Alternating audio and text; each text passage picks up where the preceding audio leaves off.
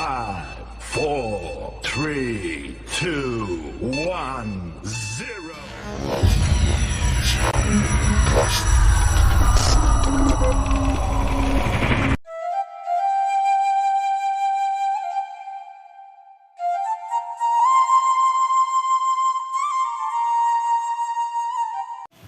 Assalamualaikum warahmatullahi wabarakatuh. Waalaikumsalam. Untuk kegiatan kita pada hari ini yaitu selamat datang para peserta implementasi aksi nyata modul 1.4 program guru penggerak. Di sini kita akan membahas bagaimana penerapan budaya positif di lingkungan sekolah kita. Baiklah, untuk kegiatan yang pertama atau materinya yang pertama akan diisi oleh Ibu Nurjasriati. Kepada Ibu Nurjasriati dipersilakan. Baiklah, Bapak dan Ibu-ibu, kami ulang lagi. Assalamualaikum warahmatullahi wabarakatuh. Seperti yang dijelaskan oleh Bu Wike tadi, bahwa kegiatan kita adalah implementasi aksi nyata dari modul 1.4 tentang penerapan budaya positif di lingkungan sekolah. Nah, sebelum kita membahas budaya positif tersebut, ada beberapa materi yang harus kita pahami dulu, yang harus kita tinjau dulu, baru menjadi budaya positif ini di sekolah kita. Nah, pada pemateri kita pada hari ini tentang implementasi atau pengimpasan kegiatan aksi nyata modul 1.4 ini, yang pertama itu kami sendiri, kemudian yang kedua nanti adalah Ibu Ria Astarina SPD, dan yang ketiga adalah Ibu Wike Denisa SPD. Nah, sebelum kita melanjutkan tentang budaya positif nanti yang akan kita bahas pada kegiatan-kegiatan berikutnya, kita harus mengenal dulu tentang filosofi pendidikan Ki Hajar Dewantara. Kita tahu bahwa kita bangsa Indonesia sebelum ini, pada zaman dahulu kita sudah mengenal Bapak Ki Hajar Dewantara. Nah, dalam program guru penggerak ini, filosofi beliau ini itu akan kita kenal dulu atau akan kita pelajari. Nah, sebelum kita melihat bagaimana filosofi Ki Hajar Dewantara tersebut, ini ada beberapa pertanyaan yang harus kita laksanakan. Yang pertama, pengalaman apa yang membuat Anda menjadi rindu bersekolah? Atau pengalaman apa yang membuat kita itu kehilangan motivasi untuk bersekolah? Pilih salah satu. Boleh yang membuat kita rindu ke sekolah, atau yang membuat kita artinya malas, tidak menimbulkan motivasi kita, kehilangan motivasi diri kita itu ke sekolah. Boleh dibuat salah satu. Apa yang sesuai untuk diri kita rasanya? Silakan ibu-ibu boleh ditulis pada kertas atau sticky note yang sudah dibagikan. Kemudian yang kedua, siapa sosok guru yang menginspirasi Anda? Siapa sosok guru yang selama ini, mulai dari kita TK mungkin dulu atau dari SD sampai sekarang, siapa kira-kira sosok guru yang menginspirasi kita? Kemudian yang ketiga, pengalaman apa yang berkesan bersama guru yang menginspirasi kita tadi? Kemudian, pernahkah Anda atau ibu-ibu semua ini menduplikasi atau mengadaptasi atau meniru apa yang dilakukan oleh guru kita itu? Nah, mungkin Bu Rosmala Dewi. Assalamualaikum warahmatullahi wabarakatuh. Pengalaman apa yang membuat Anda yang menjadi rindu ke sekolah? Jadi saya membuat pengalaman yang menjadi rindu sekolah. Saya jadi rindu ke sekolah karena saya ingin bertemu dengan ibu-ibu guru saya yang peduli dan kepada murid-muridnya. Terima kasih. Mungkin tepuk tangan untuk Ibu Rosmala Dewi. Assalamualaikum warahmatullahi wabarakatuh. yaitu Bapak Kasmir ketika TSN waktu itu. Karena Bapak itu, karena saya hobinya bahasa Arab, itulah saya menyukai Bapak itu. Pengalaman yang berkesan, pada saat itu Bapak itu memberikan pelajaran tentang misalnya pembelajaran bahasa Arab yang di dalam kelas. Pas Bapak itu menerangkan, saya langsung tahu arti yang langsung disampaikan oleh Bapak itu. Sekilas Bapak itu menyampaikan, saya langsung bisa. Kemudian kita kaitkan pengalaman-pengalaman yang kita alami selama kita bersekolah dengan filosofi pendidikan yang dikemukakan oleh Bapak pendidikan kita, yaitu Ki Hajar Dewantara. Raden Mas Suwardi Suryadiningrat atau lebih dikenal dengan Ki Hajar Dewantara adalah pendiri Taman Siswa, suatu lembaga pendidikan yang memberikan kesempatan bagi para pribumi jelata untuk bisa memperoleh hak pendidikan seperti halnya para priayi maupun orang-orang Belanda pada zaman itu. Ki Hajar Dewantara lahir di Yogyakarta pada tanggal 2 Mei 1889, sehingga setiap tanggal 2 Mei sekarang kita peringati sebagai Hari Pendidikan Nasional. Ki Hajar Dewantara dibesarkan di lingkungan keraton Yogyakarta. Beliau dinobatkan menjadi Bapak Pendidikan Nasional, sehingga hari lahirnya kita peringati sebagai Hari Pendidikan kita. Menurut Ki Hajar Dewantara, itu filosofinya yang kita ambil, yang akan kita renungkan. Pendidikan adalah memberi tuntunan terhadap segala kekuatan kodrat yang dimiliki anak agar ia mampu mencapai keselamatan dan kebahagiaan yang setinggi-tingginya, baik sebagai seorang manusia maupun sebagai anggota masyarakat. Nah, ini filosofi pendidikan Ki Hajar Dewantara itu, bahwa pendidikan itu sebenarnya adalah memberikan tuntunan kepada anak didik kita. Kemudian kerangka pemikiran Ki Hajar Dewantara sesuai dengan filosofinya tadi. Yang pertama, pendidikan itu suatu tuntunan di dalam hidup tumbuhnya anak-anak.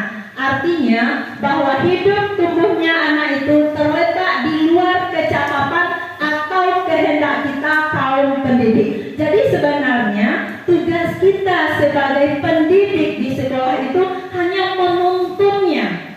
Kita tidak boleh merubah dari yang hitam sebenar-benar hitam menjadi putih anak itu, tidak. Sesuai dengan keinginan kita tidak bisa merubah anak itu sebenarnya. Jadi menurut Ki Hajar Dewantara, pendidikan itu atau kita sebagai pendidik, tugas kita hanya menuntun. Kemudian guru diibaratkan petani atau tukang kebun dan murid adalah biji tumbuhan tersebut. Kemudian pendidikan anak sejatinya menuntut anak mencapai kekuatan kodratnya sesuai dengan kodrat alam dan kodrat zaman maksudnya. Kemudian apa yang harus berubah?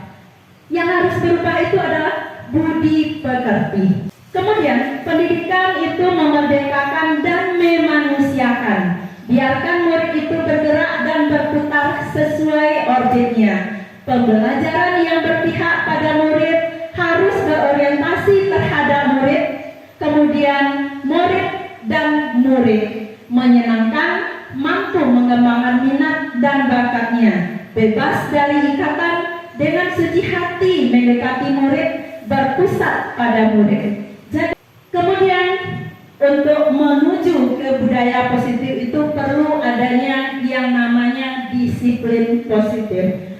Mungkin selama ini kita sudah mengenal atau mendengar kata disiplin, ya. Nah, sebelum kita melihat apa itu disiplin positif, ini ada mungkin percobaan ataupun perlakuan yang harus kita lakukan. Sekarang kita cobakan, misalnya cari teman kita mungkin dua-dua, kita berdua atau berpasangan, yang satu sebagai A, yang satu sebagai B. Nah, yang A silakan berhadapan, ibu-ibu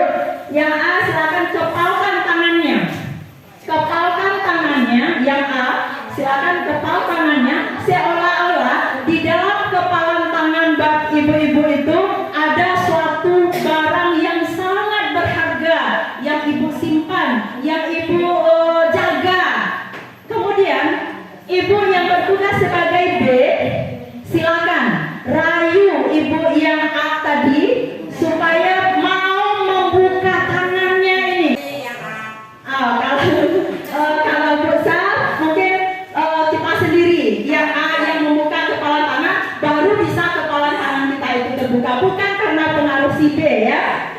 Ada yang ingin mengemukakan apa kira-kira dikontrol atau pengendali diri kita sendiri itu sebenarnya adalah diri kita sendiri. Jadi yang mengontrol atau mengendalikan diri kita mau apa yang kita inginkan, walau bagaimanapun usaha orang lain untuk mempengaruhi kita, kalau dari dalam diri kita itu tidak ada keinginan, sama seperti kita sekarang ini, bagaimanapun banyak calon guru penggerak di sekolah kita ingin merubah diri kita menjadi lebih baik sesuai dengan perkembangan zaman saat ini.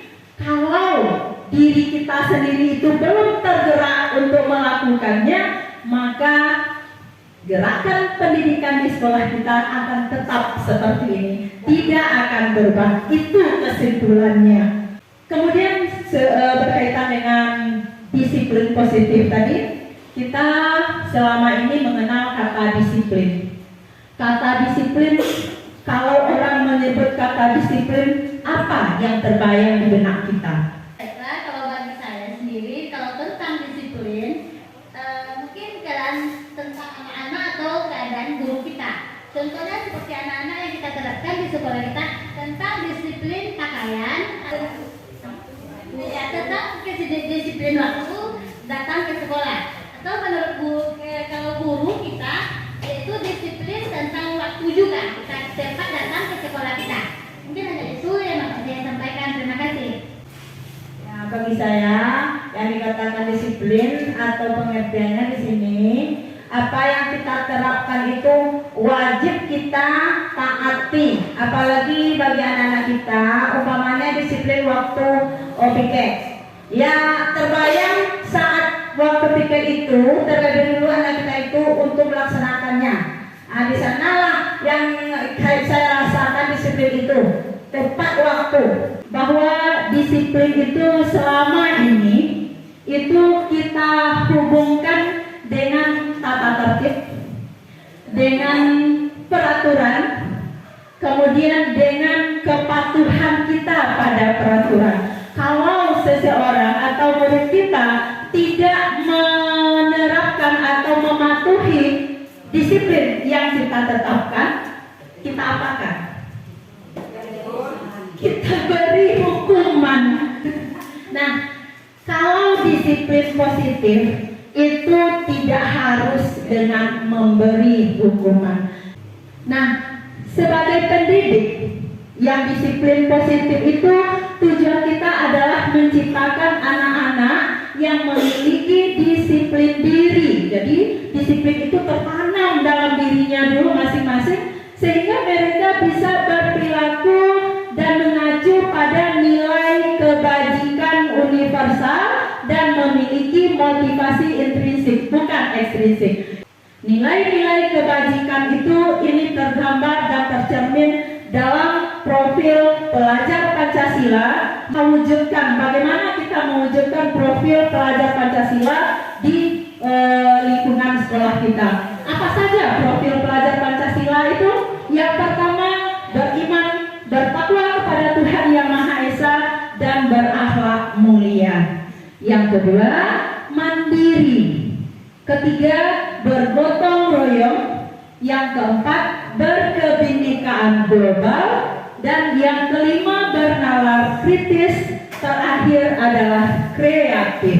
Ini yang kita usahakan diwujudkan pada diri anak-anak kita. Dan mungkin untuk saya sebagai pemateri pertama sampai disiplin positif untuk sesi terakhir Bapak dan Ibu. Ini sesi rawan kalau terakhir, apalagi kita sudah makan kenyang, angin sepoi-sepoi, itu mungkin membuat perut dan mata kita mulai berkontraksi. Nah, tapi mungkin yang akan kami disampaikan ini tidak akan banyak karena oleh kepala sekolah dan juga dari CGP yang sebelumnya sudah menyampaikan panjang lebar bagaimana kita akan memulai menerapkan disiplin positif di sekolah. Yang pertama tadi mungkin dengan melakukan pembiasaan-pembiasaan di sekolah kita. Mana pembiasaan yang benar-benar bisa kita terapkan, itu kita lanjutkan. Seperti tadi budaya 5S. Kalau bisa itu kembali kita ulang-ulang setiap hari kepada anak-anak kita. Bagaimana kita mengajak siswa dan siswi kita untuk terbiasa menyapa guru-gurunya dan juga tamu-tamu yang datang ke sekolah kita, mengajaknya bersalaman, itu juga sudah merupakan budaya positif. Mungkin sebelumnya kita lihat anak-anak kita, lihat kita datang, dia acuh tak acuh, mau gurunya datang atau tidak, dia hanya duduk. Tapi sekarang mulai ada sedikit perubahan. Lihat kita datang, dia mulai menyongsong kita. Dari yang duduk, dia sudah mendatangi kita untuk bersalaman. Nah, itu mungkin budaya-budaya seperti itu kita ingatkan setiap hari kepada anak-anak kita dan kita lanjutkan. Kemudian budaya positif lainnya itu kita mulai berangsur-angsur membuat keyakinan kelas, kesepakatan kelas kita. Dari situlah nanti budaya positif itu akan berlanjutnya. Karena apa? Karena kita sudah duluan membuat kesepakatan pada anak-anak kita. Apa yang harus dilakukan, apa yang tidak boleh dilakukan, itu kita minta dari anak-anak kita. Kita tinggal mengarahkan bagian-bagian atau kata-kata yang kurang tepat. Mungkin itu. Kemudian ada tadi jembatan hati.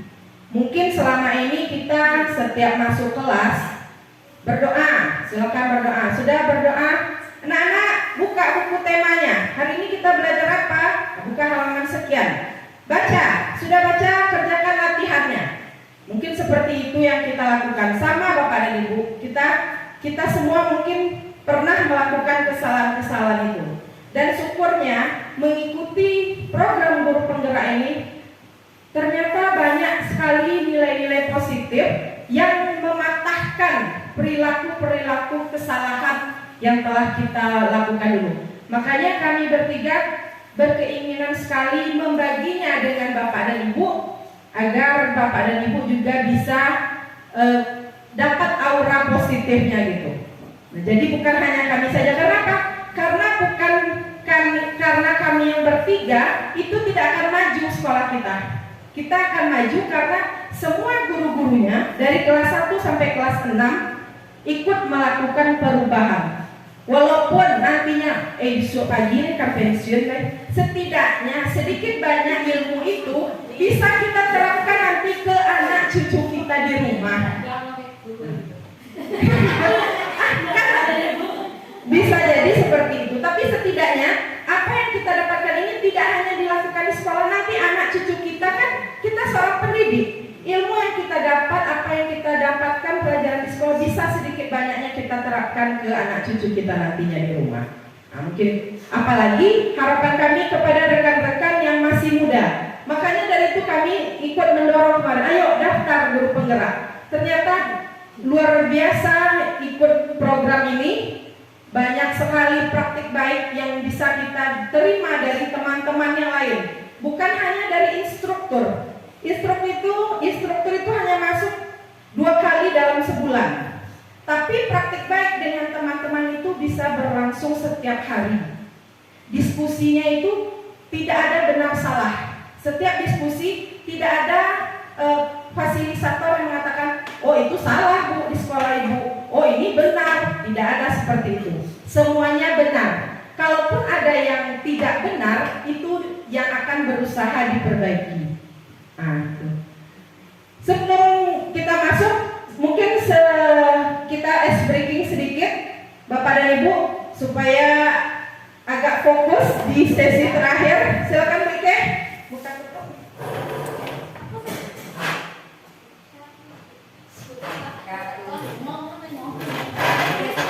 Ya, berdiri Bapak dan Ibu supaya kakinya lancar aliran darahnya.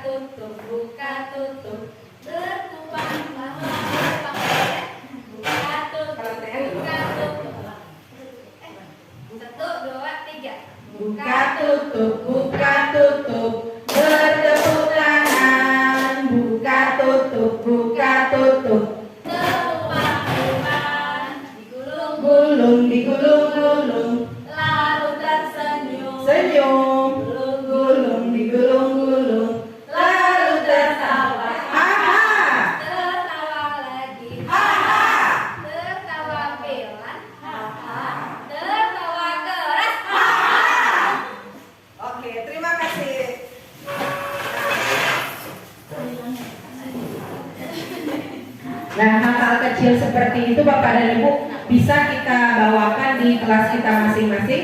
Kalau anak-anak sudah mulai jenuh, kita lihat dalam belajar, yuk berdiri.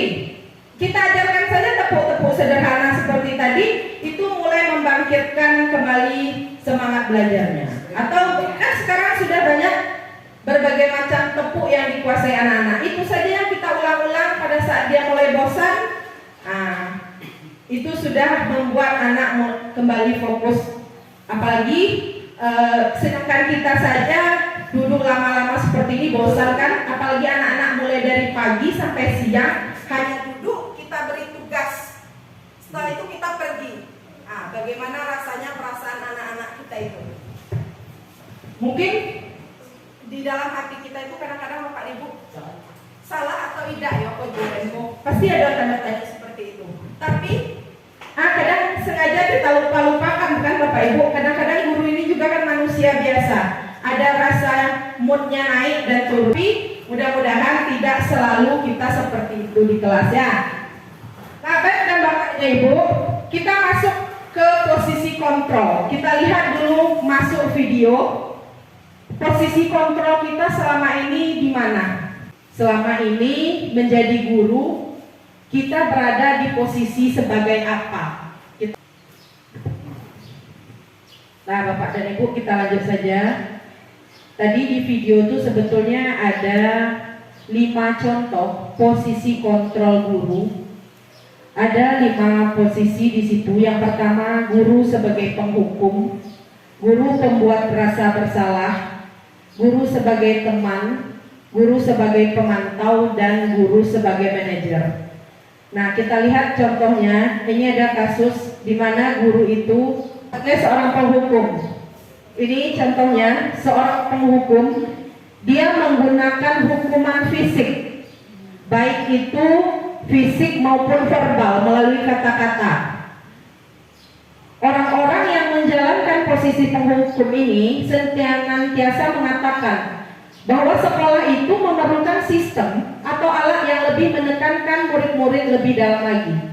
Guru-guru yang menerapkan posisi penghukum, dia akan berkata, patuhi aturan saya atau awas.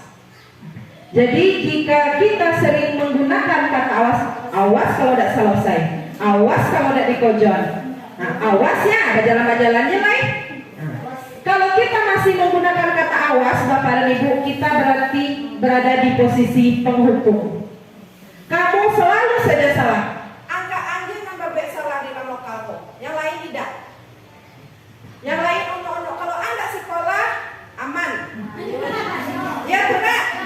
Kita masih sering menggunakan kata-kata seperti itu kepada anak didik kita. Ada yang terakhir, yang tiap hari selalu terakhir selesai menyelesaikan tugas. Selalu, pasti kamu yang terakhir menyelesaikan tugas. Jangan balik, awas kalau tidak sudah. Guru senantiasa percaya bahwa hanya ada satu cara agar pembelajaran itu berhasil, yaitu cara dia sendiri. Yang kedua, yang selanjutnya, penghukum itu suaranya tinggi. Awas ya, anak mulai takut. Nada suaranya tinggi, bahasa tubuhnya mata melotot, jari menunjuk menghardik. Terlambat lagi, selalu datang terlambat. Sekarang tanyakan kepada diri Anda, bagaimana kira-kira perasaan murid bila guru berbicara seperti itu pada saat muridnya datang terlambat? Hasilnya apa? Kemungkinan murid itu akan marah dan mendendam. Itu sudah pasti Bapak dan Ibu. Atau bersifat agresif. Awak tahu ini Ibu masalah? Pasti dia akan bersifat agresif. Bila jadi sesudah kembali duduk, murid tersebut akan mencoret-coret bukunya atau meja tulisnya. Karena saking kesalnya dia tidak bisa melawan takut. Karena guru sudah awas. Lebih buruknya lagi, sepulang sekolah, jika murid melihat motor atau mobil bapak ibu gurunya, dia akan menggoreskan kendaraan tersebut dengan paku. Yang kedua itu ada guru yang dalam posisi pembuat rasa bersalah. Pada posisi ini guru dia bersuaranya lembut. Dia akan menggunakan keheningan atau membuat orang lain bersalah atau rendah diri. Kata-kata yang keluar dengan lembut itu contohnya, ibu yo kecewa. Suaranya lunak, lembut. Berapa kali sih ibu harus kasih tahu? Gimana coba kalau orang tua kamu tahu kamu seperti ini setiap hari di sekolah? Posisi di sini murid itu akan punya penilaian diri yang buruk terhadap dirinya. Murid itu merasa tidak berharga dan telah mengecewakan orang-orang yang disayanginya. Nah, sedangkan guru yang membuat rasa bersalah, dia itu nada suaranya memelas, halus, sedih, dena. Pakai itu lesu, merapat pada anak. Adi, kamu ini bagaimana ya? Kamu sudah berjanji dengan ibu tidak akan terlambat lagi. Kenapa ya senang sekali mengecewakan ibu? Ibu benar-benar kecewa sekali. Bagaimana perasaan murid bila ditegur seperti itu? Murid akan merasa bersalah. Bersalah telah mengecewakan ibu bapak gurunya. Murid akan menjadi orang yang gagal dan tidak sanggup membahagiakan orang lain karena dia terus merasa salah. Kadang-kadang sikap seperti ini lebih berbahaya dari sikap penghukum. Karena emosi yang akan tertanam rapat di dalam murid adalah menahan perasaannya. Kalau dalam penghukum tadi anak akan mengeluarkan ekspresinya, dia akan melawan. Tapi kalau gurunya sudah berkata lemah lembut, tapi tetap intinya menyalahkan dia akan menahan perasaannya. Tidak seperti murid dengan guru penghukum, murid di sini akan tertekan. Tiba-tiba dia bisa meletus amarahnya, bisa menyakiti diri sendiri atau orang lain juga. Nah, itu baru 2. Sekarang posisi yang ketiga sebagai teman. Ada juga guru yang bersikap sebagai teman. Mungkin di sekolah-sekolah menengah atas, SMP, SMA, banyak guru yang bersikap seperti teman, berada dalam posisi teman. Nah, pada posisi ini guru tidak akan menyakiti murid. Namun, dia akan tetap berupaya mengontrol muridnya melalui persuasi. Posisi teman pada guru bisa negatif atau positif. Positif di sini adanya hubungan baik yang terjalin antara guru dan murid. Nah, sedangkan guru di posisi teman ini menggunakan hubungan baik itu dengan humor untuk mempengaruhi seseorang. Dia akan berkata, ayolah bantu bapak. Ayo, ingat tidak bantuan yang bapak berikan selama ini? Mungkin kita sekali memberikan pensil, diungkit lagi itu pensil yang sekali itu kita berikan. Atau dia melakukan kesalahan, ya sudah, tidak apa-apa. Nanti biar bapak saja atau ibu saja yang menyelesaikannya. Atau karena dia anak teman kita, kita bersikap seperti teman juga terhadap anaknya. Apa yang terjadi hal negatif seperti ini? Bila suatu saat guru tersebut tidak membantu muridnya, dia akan kecewa dan berkata, saya pikir bapak dan atau ibu ini teman saya. Murid merasa dikecewakan dan tidak mau lagi berusaha karena tidak ada lagi bantuan dari bapak dan ibu gurunya. Nah, hal yang mungkin akan timbul, murid hanya akan bertindak untuk guru tertentu dan tidak untuk guru lainnya. Murid akan tergantung pada guru tersebut. Nah, contohnya kalau guru di wali kelasnya memperlakukan dia seperti teman, mungkin jika ada guru lain yang masuk ke kelasnya, dia tidak akan menganggap guru lain karena yang menjadi teman, yang menjadi idolanya hanya guru kelasnya saja. Nah, kalau nada suara jika guru dalam posisi teman, dia ramah, akrab, bercanda, sering merapat pada muridnya, mata dan senyumnya jenaka. Ya nak, nah, seperti itu. Ayo sini, mungkin seperti itu yang seperti teman. Nah, itu dia contohnya. Adi, ayolah, bagaimana sih kamu? Kemarin sudah janji pada bapak tidak terlambat lagi, sambil tertawa. Hehehe, babok bola anak. Ya sudah, tidak apa-apa. Duduk dulu sana, nanti bapak guru bantu. Kamu ini tetap dalam keadaan senyum-senyum. Bagaimana perasaan murid dengan sikap seperti ini? Murid akan senang dan akrab kepada guru. Mungkin dia akan merangkul-rangkul gurunya. Setiap gurunya datang, dia peluk-peluk. Nah, itu dia yang merasa gurunya itu teman. Tapi dampak negatifnya, murid akan tergantung pada guru tersebut. Bila ada masalah, dia merasa mengandalkan guru tersebut untuk membantunya. Akibat lainnya adalah jika dia berbuat kesalahan, sesuatu yang menyuruh guru tersebut belum tentu berlaku sama dengan guru yang lainnya. Jadi dia hanya mengandalkan guru satu saja, guru lain tidak dianggap. Nah, ini ada lagi posisinya guru pemantau. Memantau itu artinya mengawasi. Pada saat kita mengawasi, kita bertanggung jawab atas perilaku orang-orang yang kita awasi. Nah, guru di sini dia biasanya menerapkan disiplin dan memantau anak-anaknya itu berdasarkan peraturan-peraturan dan konsekuensi yang sudah dijalankan di sekolah. Biasanya kalau dia melakukan kesalahan, peraturannya apa? Kemudian apa yang telah kamu lakukan? Terus sanksi dan konsekuensinya apa kalau melanggar? Nah, jadi seorang pemantau itu mengandalkan perhitungan dia, catatan, data yang dapat digunakan sebagai bukti bahwa seseorang itu melakukan kesalahan.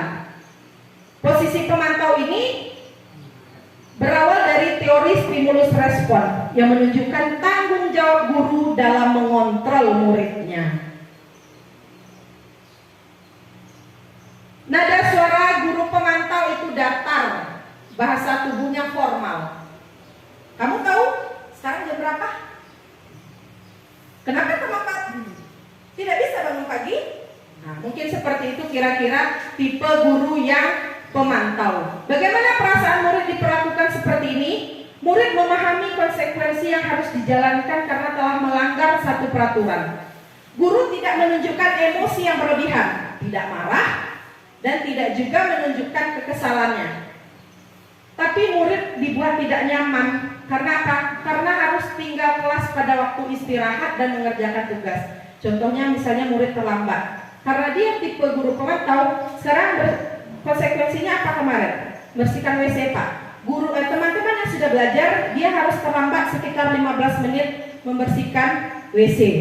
Nah, murid merasa tidak nyaman diperlakukan seperti itu. Nah, ini yang terakhir, posisi guru sebagai manajer. Di posisi manajer, guru itu berbuat sesuatu bersama-sama dengan murid. Mempersilahkan murid mempertanggungjawabkan perilakunya. Apa yang dilakukan kesalahannya, diminta pertanggungjawabannya, dipersilahkan murid memilihnya. Kemudian mendukung murid agar dapat menemukan solusi atas permasalahannya sendiri. Seorang manajer itu punya keterampilan, dia bisa berada di posisi teman, bisa berada di posisi pemantau. Namun, bisa jadi di waktu-waktu tertentu dia kembali kepada kedua posisi tadi. Nah, contohnya apa ini? Seorang guru yang berada di dalam posisi manajer, dia akan berkata jika siswanya melakukan kesalahan atau melanggar peraturan, dia cuma akan berkata, apa yang kita yakini? Apa yang kamu yakini? Jika kamu meyakininya, apakah kamu bersedia memperbaikinya? Jika kamu bersedia memperbaikinya, hal ini menunjukkan apa tentang dirimu?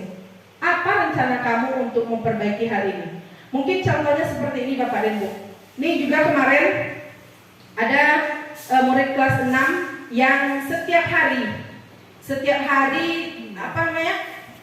terlihat tidak rapi dalam berpakaian, sepatunya dibuka setiap hari. Jadi karena sudah terus-menerus dilakukan, rasanya sebagai guru kalau tidak menegur itu tidak mungkin kan? Mata kita juga gatal melihat teman-temannya rapi, tapi dia pagi bajunya sudah dikeluarkan. Padahal aslinya dari rumah itu rapi, karena terlihat jejak di pinggang bajunya itu memang bajunya dimasukkan, tapi pas sampai di sekolah sengaja dikeluarkan.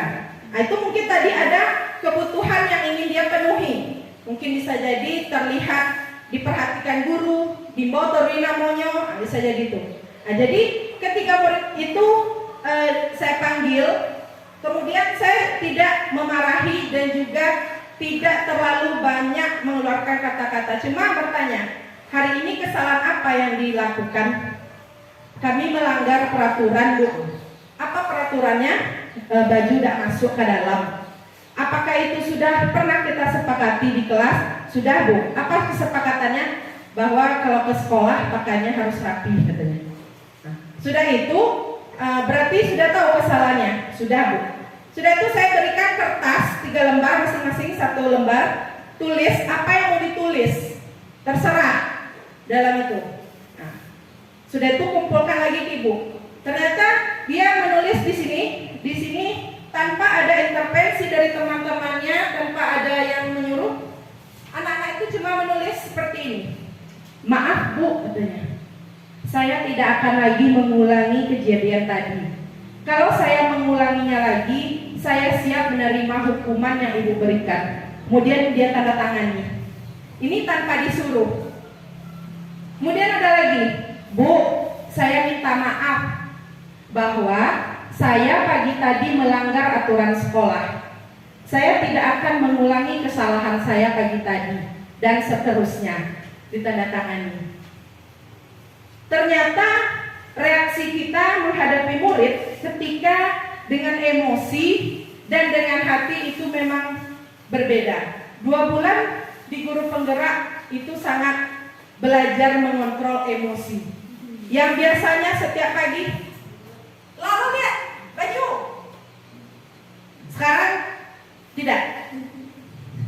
Berusaha menahan emosi, tapi akhirnya apa? Karena setiap hari seperti itu, tidak ada lagi keluar kata-kata pamungkas dari guru. Anak-anak tadi cukup merasa kalau gurunya diam, berarti mereka melakukan kesalahan. Dan mereka juga ikut diam.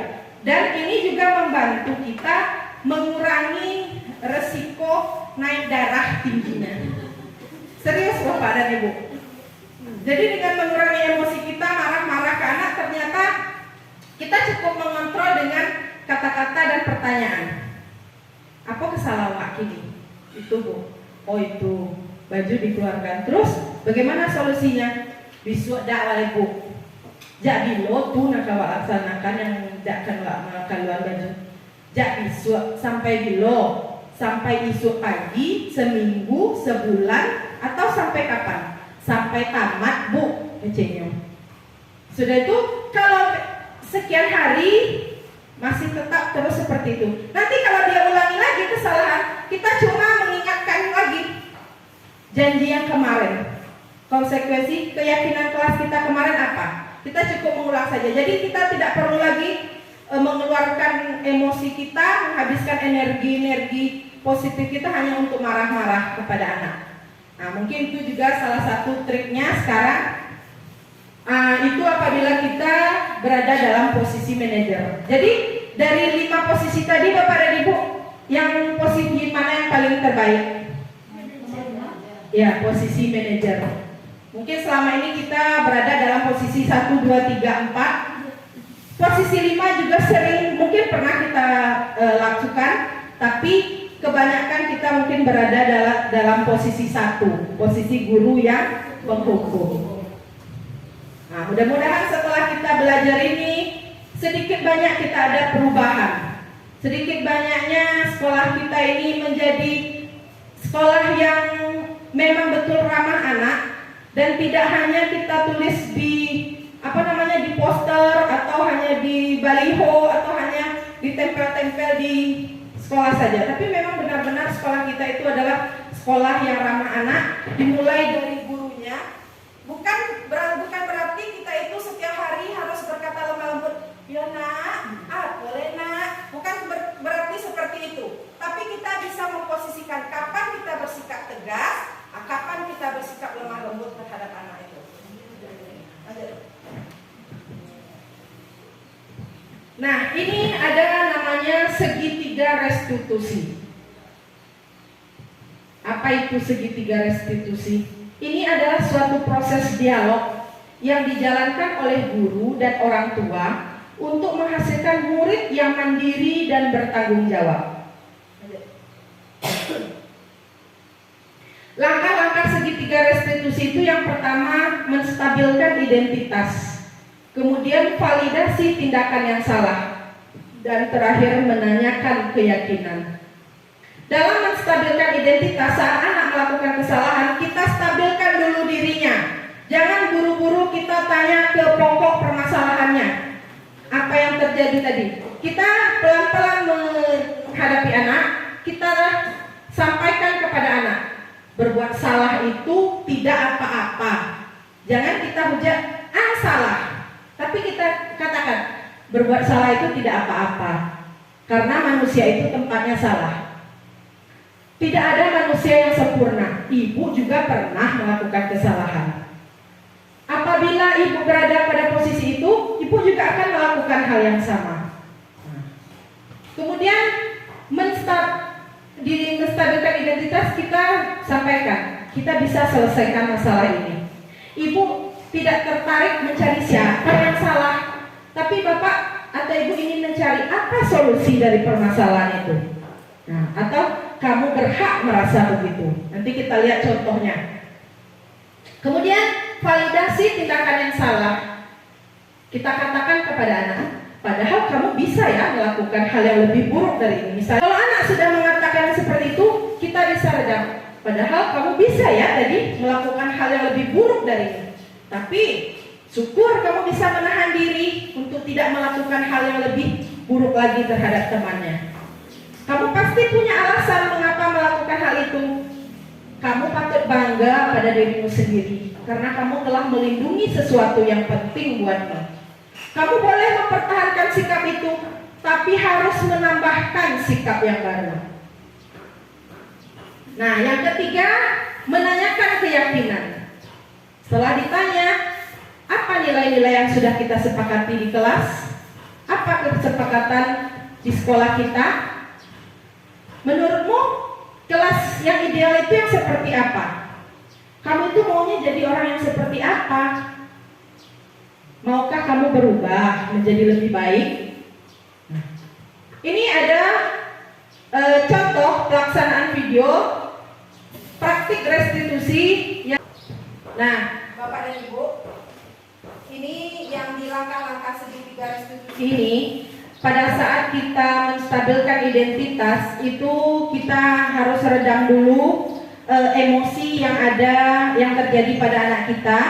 Kalau dia masih bersikukuh emosi, jangan dulu ditanya. Kita tanyakan dulu hal-hal lain yang berkaitan misalnya dengan keluarganya, sudah makan atau belum, dan segala macamnya. Jangan dulu sampai anak tadi bisa turun emosinya, baru kita mulai melakukan validasi tindakan yang salah. Ini ada contoh di video tadi, sebetulnya ini karena jaringan kita tidak bagus, tidak bisa ditayangkan. Padahal dari semalam kami sudah berupaya ingin menampilkan berbagai macam video yang bisa Bapak Ibu tonton dan lihat.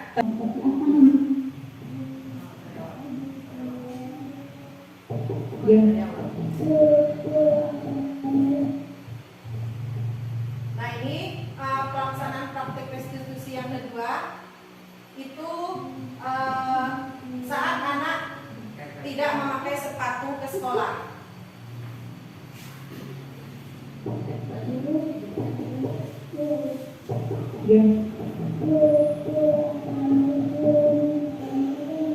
Waalaikumsalam. Silakan masuk. Ternyata anak-anak kita, Bapak dan Ibu, ketika diajak berhadapan di kamera, dia juga bisa berakting. Menstabilkan identitas tidak pakai sepatu. Tidak itu pakaiannya juga dikeluarkan sehingga tidak terlihat rapi. Nah, kebenaran udah, ya. Terus sepatunya diletakkan di mana? Iya. Oh gitu. Jadi mungkin tidak menyimpan sepatu ke dalam sehabis keluar sekolah. Terus sepatunya saya basah. oh baiklah, ternyata hari ini Upi hanya pakai sendal jepit, kemudian bajunya dikeluarkan. Kenapa dikeluarkan bajunya? Mengeluarkan baju karena rasanya gerah sekali kalau dimasukkan ke dalam celana. Validasi tindakan yang salah. Masih pagi ya, ternyata Upi sudah merasa kegerahan. Ya, Ibu juga pernah mengalami hal seperti Upi. Ibu juga pernah lupa menyetrika baju. Kemudian besoknya Ibu kalau memakai baju yang berbeda dari guru lainnya. Ya Bu, maaf saya tahu itu salah. Baiklah, tidak apa-apa. Sekarang kita tinggalkan dulu masalah itu.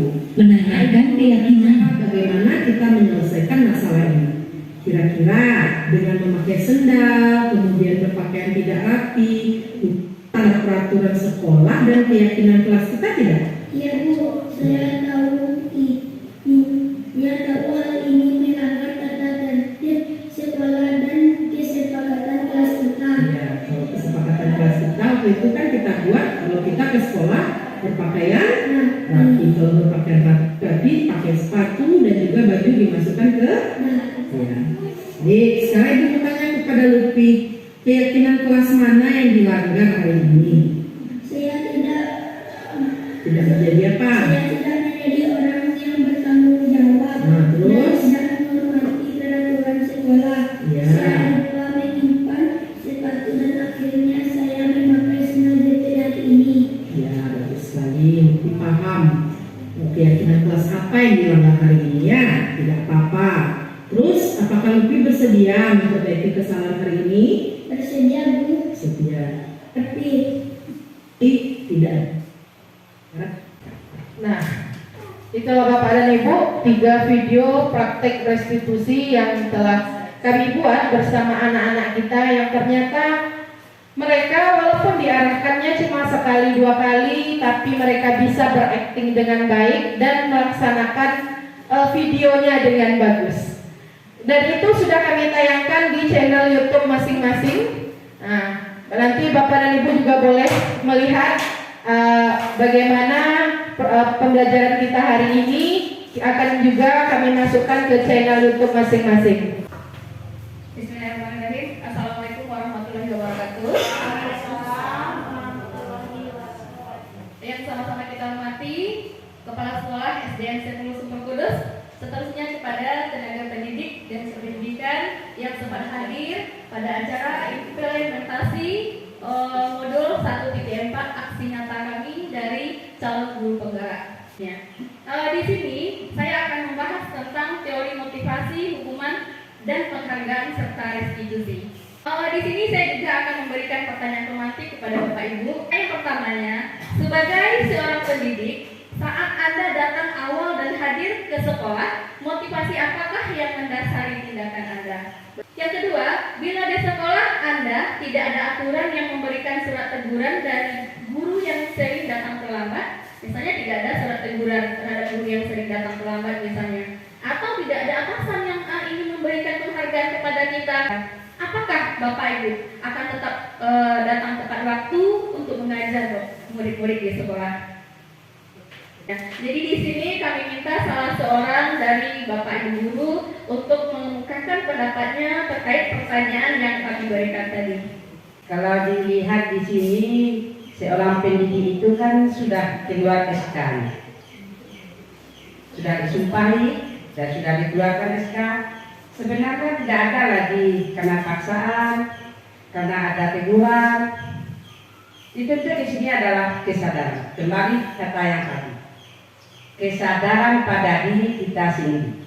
Jangan ada embel-embelnya di belakang. Terima kasih. Disinilah kita akan beranjak bagaimana cara kita menghargai nilai-nilai kebajikan dari diri kita sendiri. Di sini ada seorang pakar motivasi namanya Jen Wilson, dalam bukunya Restoration School Discipline menyatakan ada 3 motivasi perilaku manusia. Yang pertama, kita melakukan motivasi tersebut yang berdasarkan pertanyaan tematik tadi. Yang pertama, untuk menghindari kenyamanan, ketidaknyamanan atau hukuman. Yang pertama, mungkin saja untuk menghindari hukuman. Anak-anak datang ke sekolah, takut datang terlambat untuk menghindari hukuman yang akan diberikan oleh bapak ibu gurunya di sekolah atau misalnya peraturan yang ada di sekolah ini. Yang kedua, untuk mendapatkan imbalan atau penghargaan dari orang lain. Misalnya mereka datang tepat waktu ke sekolah, misalnya ada penghargaan atau ada sesuatu yang akan kita berikan kepada anak murid kita. Itu maksudnya. Yang ketiga, untuk menjadi orang yang mereka inginkan dan menghargai diri sendiri dengan nilai-nilai yang mereka punya. Jadi yang ketiga inilah yang seharusnya motivasi yang kita tanamkan di dalam diri kita sendiri. Menginginkan atau menghargai diri sendiri dengan nilai-nilai yang kita percaya. Menurut Bapak Ibu, dari ketiga jenis motivasi yang disebutkan dari pertanyaan sebelumnya tadi, motivasi manakah yang saat ini paling banyak mendasari perilaku murid-murid di sekolah kita? Yang pertama. Selanjutnya sering disiplin positif pada murid-murid Bapak Ibu? Bagaimanakah hasilnya pada perilaku murid-murid Bapak Ibu sendiri?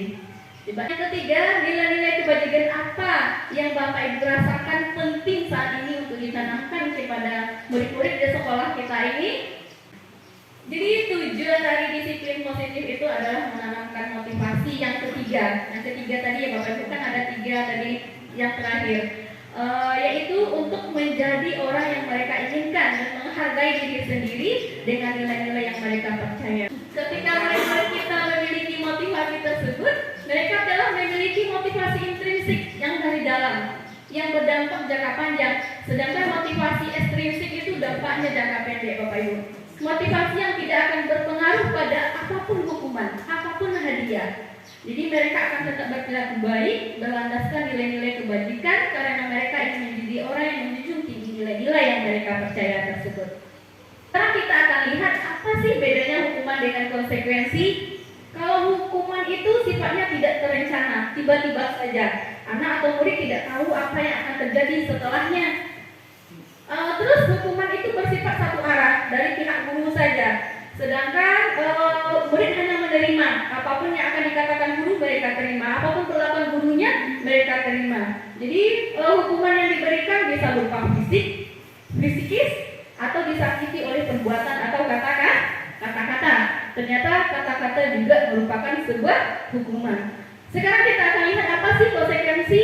Kalau konsekuensi itu sudah terancana dan telah disepakati, sudah dibahas, sudah disetujui dulu dengan siswa di kelasnya. Misalnya kalau seandainya anak-anak itu tidak membuat PR, apa sih yang akan anak ibu lakukan nantinya? Kan konsekuensi namanya, kita harus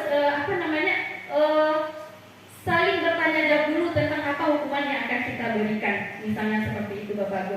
Kalau seandainya muridnya menyetujui, kan sering juga. Kalau tidak BPR, sebab anak ibu masih racing, kan itu sudah disebut sebagai konsekuensi. Atau misalnya pihak sekolah yang membuatnya.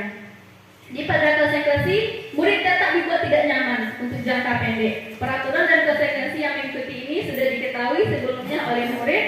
Sikap guru di sini hanya memonitor saja. Di sini ada beberapa tindakan yang dilakukan oleh guru. Kita akan lihat di sini apakah itu hukuman atau konsekuensi. Yang pertama, mencatat 100 kali di dalam buku kalimat saya tidak akan terlambat lagi. Karena Bapak Ibu, apakah hukuman atau konsekuensi? Ya, nanti kita lihat ya. Yang kedua, lari mengelilingi lapangan basket 2 kali karena terlambat hadir di sekolah. Menurut Bapak Ibu itu konsekuensi apa hukuman? Hukuman juga. Terus yang ketiga, murid diminta untuk push up 15 kali karena tidak menggunakan masker ke sekolah. Juga hukuman. Yang selanjutnya, menggantikan kertas tugas teman yang telah dicoret-coret. Dia ganti kertasnya, dia sudah mencoret-coret kertas temannya, dia ganti. Menurut Bapak Ibu itu konsekuensi atau hukuman?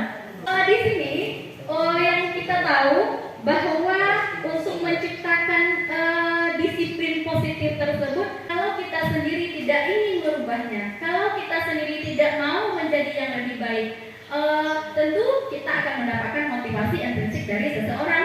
Kalau tidak dapat motivasi intrinsik dari seseorang, itu tidak akan bertahan lama. Jadi di sini akan kita lihat bahwa untuk menciptakan disiplin positif itu ada juga namanya restitusi. Apa itu restitusi?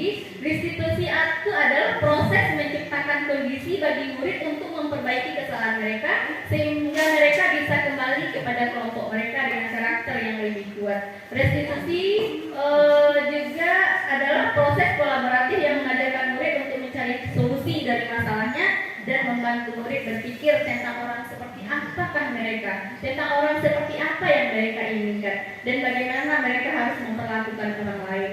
Jadi restitusi di sini membantu murid menjadi lebih memiliki tujuan, disiplin positif, dan memulihkan dirinya setelah berbuat salah. Terus selanjutnya kita masuk kepada budaya positif. Jadi untuk menerapkan disiplin positif tadi perlu adanya budaya positif. Apa itu budaya positif?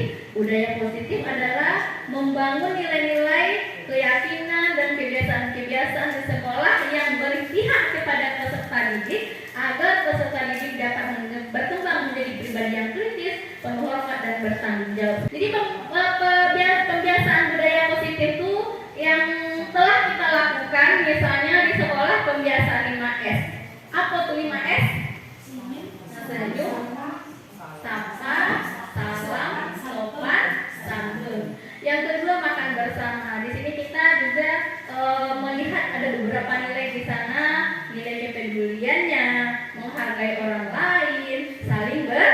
berbagi. Yang ketiga ada kegiatan jembatan hati. Kegiatan jembatan hati ini misalnya seperti kita dengan siswa kita curah pendapat misalnya seperti itu. Yang keempat memberi motivasi, yang kelima gotong royong. Yang pertama kita akan bahas dulu tentang keyakinan kelas. Ya, mengapa sih keyakinan kelas? Mengapa tidak peraturan kelas saja? Kalau peraturan kan pasti kan dilakukan di murid kita. Mengapa harus keyakinan? Apa sih keyakinan? Mengapa kita memiliki peraturan tentang penggunaan helm pada saat mengendarai kendaraan bermotor? Kenapa kita pakai helm? Kenapa harus ada aturannya? Untuk apa kira-kira Bapak Ibu? Iya, untuk menjaga keselamatan. Terus selanjutnya mengapa kita memiliki peraturan tentang menggunakan masker dan mencuci tangan setiap saat misalnya yang COVID kemarin? Untuk menjaga apa kira-kira? Untuk menjaga kesehatan. Benar sekali Bapak Ibu. Nilai-nilai keselamatan atau kesehatan itulah yang disebut dengan keyakinan. Jadi di sini kita akan coba melihat langkah-langkah untuk membuat keyakinan kelas itu seperti apa. Mengapa harus ada keyakinan kelas Bapak Ibu? Keyakinan kelas ini dimanfaatkan nantinya ketika ada masalah, ketika ada terjadi permasalahan di dalam kelas kita akan bertumpu kepada keyakinan kelas tersebut. Apakah bisa sih anak-anak kelas bawah membuat keyakinan kelas, sedangkan langkah-langkah membuatnya panjang dong, banyak dong. Yang pertama, keyakinan kelas itu bersifat abstrak daripada peraturan yang lebih rinci dan konkret. Keyakinan kelas itu berupa pertanyaan-pertanyaan universal, terus pertanyaan keyakinan kelas senantiasa dibuat dalam bentuk positif. Tidak boleh datang terlambat. Menurut Bapak Ibu itu pertanyaan yang positif atau perkataan yang positif apa negatif? Kalau ada kata tidaknya, itu keyakinan kelas yang katanya tidak terlalu banyak, sehingga mudah untuk diingat dan dipahami oleh warga kelas. Terus keyakinan kelas itu sebaiknya sesuatu yang dapat diterapkan di lingkungan tersebut. Semua warga kelas yang ikut berkontribusi dalam pembuatan keyakinan lewat kelas lewat kegiatan curah pendapat. Jadi setelah adanya keyakinan kelas, kita bersedia kembali meninjau keyakinan kelas dari waktu ke waktu. Yang selanjutnya yaitu 5 kebutuhan dasar manusia. Kebutuhan dasar manusia itu disukai atau tidak? Manusia adalah makhluk biologis yang memiliki sifat dasar menjaga berkelanjutan spesiesnya atau genetisnya secara genetis. Jadi kebutuhan dasar manusia itu terbagi 5. Yang pertama, kebutuhan akan bertahan hidup atau survival. Yang kedua, kebutuhan untuk diterima, love and belonging. Yang ketiga, kebebasan, freedom. Yang keempat, kesenangan, fun. Yang kelima, kekuasaan atau penguasaan atau power. Jadi kita akan membahas satu-satu Bapak Ibu. Di sini juga ada kasus, namanya Ibu Ambar. Ibu Ambar ini juga wali kelas 2. Ibu Ambar ini wali kelas 2A di SD Pelita Hati. Sedang bingung menghadapi ulah salah satu murid di kelasnya namanya Doni. Beberapa anak di kelas 2A itu telah datang padanya dan mengeluhkan Doni sering meminta bekal makan siang mereka dengan paksa. Jika Anda menghadapi situasi seperti Ibu Ambar, apa yang akan Anda lakukan? Begitu juga kami Bu Sarmiati. Ketika kami mendapatkan pertanyaan yang demikian, kami juga melakukan hal yang sama dengan Bu Sarmiati. Ternyata apa yang kita lakukan itu bukan tidak sebetulnya salah, tetapi ada perbaikan-perbaikan setelahnya. Kami juga begitu Bu Sarmiati. Jadi dalam kasus di sini, Bu Sarmiati sudah memanggil Doni, katanya sudah sangat bagus sekali Bu Sarmiati. Jadi ternyata Doni tadi membutuhkan kebutuhan dasar dari manusia tersebut. Seperti yang kita tahu bahwa kebutuhan dasar manusia itu yang ada 5 tadi. Yang pertama, kebutuhan untuk bertahan hidup. Jadi di sini apabila kita tanya, misalkan juga sudah menanyakan Doni, apa alasannya melakukan hal tersebut? Kalau seandainya jawaban Doni tadi ketika ditanya oleh Bu Ambar karena dia lapar dan orang tuanya tidak membawakannya bekal makan siang, maka kebutuhan dasar yang sedang berusaha dipenuhi ini adalah kebutuhan untuk bertahan hidup. Selanjutnya, jika kita memanggil Doni, jika Bu Ambar memanggil Doni sedangkan jawabannya atau alasannya karena merasa senang temannya, jadi memperhatikan dia ketika temannya melaporkan tindakan itu kepada gurunya dan gurunya memberitahu oleh orang tuanya, sehingga orang tuanya juga memperhatikan dia. Maka kebutuhan dasar yang sedang dipenuhi Doni adalah kebutuhan akan kasih sayang atau rasa diterima. Selanjutnya, apabila jawaban Doni dia ingin merasa hebat karena temannya jadi takut dengan dia dan menuruti keinginannya, maka sebetulnya Doni sedang berusaha memenuhi kebutuhan dasarnya akan kekuasaan.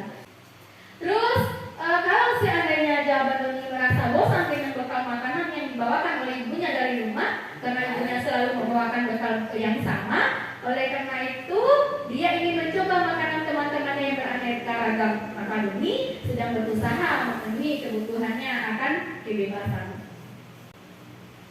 Nah, kalau seandainya jawaban Doni karena iseng saja katanya, iseng saja Bu, kenapa kamu ambil makanan teman kamu Doni, iseng saja Bu? Dan dia menikmati ekspresi wajah teman-temannya yang kesal karena diambil makanannya, dan menurut dia ekspresi teman-temannya itu lucu, maka berarti Doni sedang berusaha memenuhi kebutuhannya akan kesenangan. Jadi kita sebagai seorang guru harus memahami terlebih dahulu kebutuhan apa yang dibutuhkan oleh anak murid kita sendiri. Mungkin sampai di situ penjelasan dari saya. Saya mohon maaf kalau ada kata-kata saya yang tidak berkenan atau sikap saya yang sok-sok menggurui, sebenarnya tidak seperti itu Bapak Ibu. Saya ingin mengajak Bapak Ibu praktik baik, membagi praktik baik kepada Bapak Ibu semuanya. Mudah-mudahan apa yang saya sampaikan ini bermanfaat untuk kita semuanya. Dan sudahi dengan wabillahi taufiq wal hidayah. Assalamualaikum warahmatullahi wabarakatuh. Statement closing buat kita semua Bapak dan Ibu. Guru yang hebat bukanlah guru yang punya segudang prestasi, namun guru yang paham apa yang dibutuhkan oleh muridnya dalam mengembangkan potensi dan menjadi manusia yang berbudi pekerti. Yang kedua, pembelajaran yang bermakna bukanlah pembelajaran yang mendorong siswa mendapatkan nilai tinggi, namun pembelajaran yang memberikan ruang untuk siswa dapat mengembangkan potensi dirinya sesuai minat dan bakatnya. Nah, ini ada pesan buat kita. Pesan buat kita sebagai seorang guru.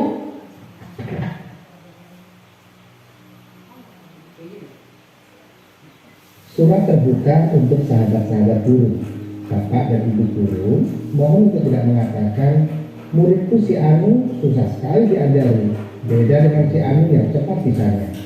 Ayo dong, kok nggak bisa sih? Kok nggak selesai? Ingat temanmu yang lain sudah selesai.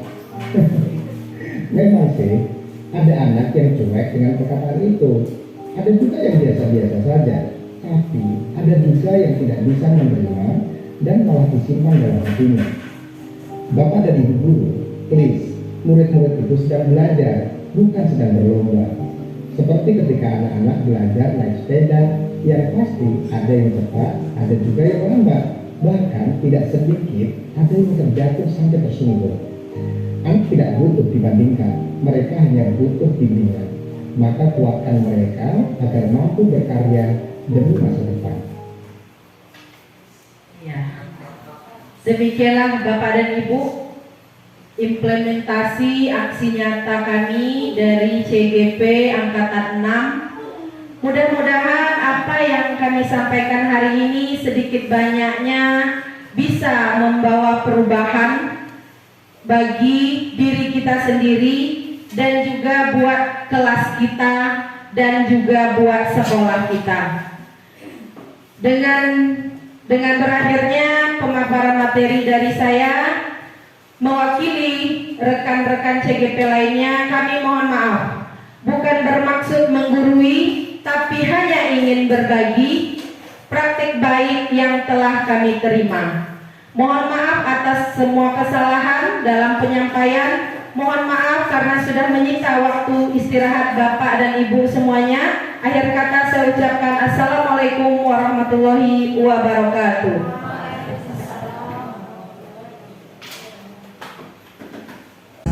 mbok iya sing full senyum sayang, ben aku semangat berjuang. Ojo nuruti mbok iya. Assalamualaikum warahmatullahi wabarakatuh. Perkenalkan diri saya, nama Sapniati, guru SD Sumpur Kudus. Tadi saya telah mengadakan, telah berbagi ilmu dari guru penggerak, yang mana dari penyampaian atau penyajian materinya itu sangat asik sekali, menarik. Senang sekali pelajaran atau ilmu-ilmu yang diberikan oleh guru penggerak tadi, dan saya ingin melaksanakannya di dalam kelas, ingin merubahnya, ingin memperbaharuinya, bahwa selama ini ya kiat saya mengajar banyak kesalahan lagi tuh dari penyampaian itu penggerak tadi, sehingga saya ingin merubah cara bagaimana menyajikan materi, memotivasi anak-anak, senanglah gitu. Banyaklah pengalaman yang dapat pada pelatihan atau penyajian dari penggerak. Hanya itu saja yang dapat saya sampaikan. Terima kasih banyak. Sudahi dengan Assalamualaikum warahmatullahi wabarakatuh. Assalamualaikum warahmatullahi wabarakatuh. Nama saya sebentar ini saya telah menerima pelajaran dari calon-calon guru penggerak, itu tentang bagaimana cara melakukan atau merubah cara saya mengajar untuk masa-masa yang akan datang. Dan saya telah menerima berbagai macam cara yang diberikan pelajaran oleh guru penggerak tadi. Dan selama ini saya tidak paham betul bagaimana cara menghadapi anak-anak. Dan setelah melaksanakan yang telah diberikan oleh pelajaran oleh guru penggerak tadi, mudah-mudahan saya bisa untuk merubah cara mengajar saya yang lebih baik. Hanya itulah dari saya sebagai guru dari SDS 10 Sumpur Kudus. Assalamualaikum warahmatullahi wabarakatuh.